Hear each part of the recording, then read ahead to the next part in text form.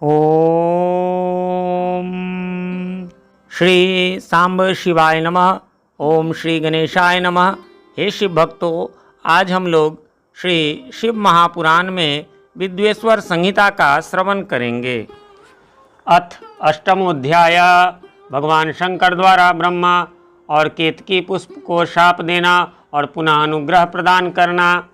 नंदिकेश्वर बोले, तदुपरांत महादेव शिवजी ने ब्रह्मा के गर्भ को मिटाने की इच्छा से अपनी भ्रिकुटी के मध्य से भैरव नामक एक अद्भुत पुरुष को उत्पन्न किया। उस भैरव ने रणभूमि में अपने स्वामी शिवजी को प्रणाम करके पूछा कि हे प्रभु, आप शीघ्र आज्ञा दें, मैं आपका कौन सा कार्य करूं।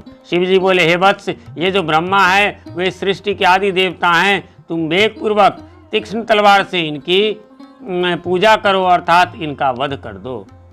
तब भैरव एक हाथ से ब्रह्मा के केश पकड़कर असत्य भाषण करने वाले उनके उद्यत पांचवें सिर को काटकर हाथों में तलवार भांजते हुए उन्हें मार डालने के लिए उद्यत हुए।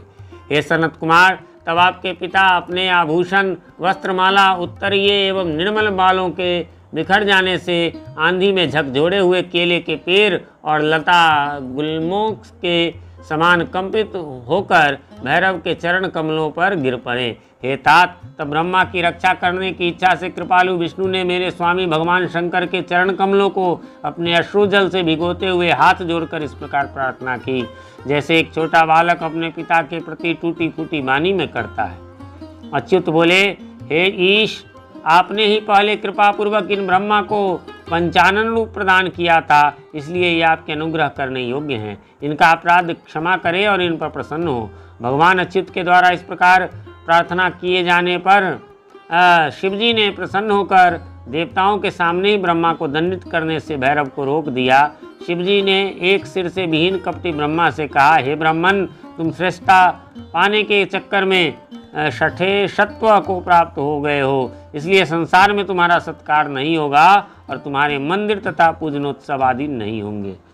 ब्रह्मा जी बोले, हे महाविभूषित संपन्न स्वामिन, आप मुझ पर प्रसन्न होइए। मैं आपकी कृपा से अपने सिर के कटने को अभी आज श्रेष्ठ मान समझता हूँ। विश्व के कारण, विश्व बंधु, दोषों को सह लेने वाले और पर्वत के समान कठोर धनुष धारण करने वाले आप भगवान शिव को नमस्कार है।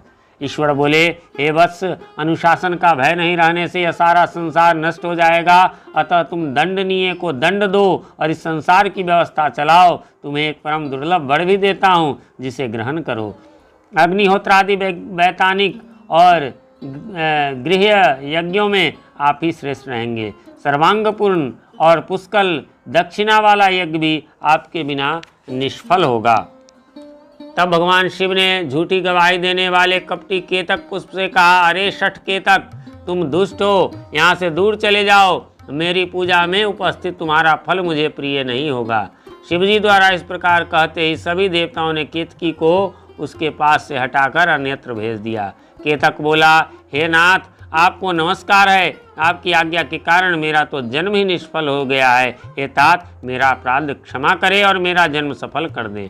जाने अनजाने में हुए पाप आपके स्मरण मात्र से नष्ट हो जाते हैं, फिर ऐसे प्रभावशाली आपके साक्षात दर्शन करने पर भी मेरे झूठ बोलने का दोष कैसे रह सकता है।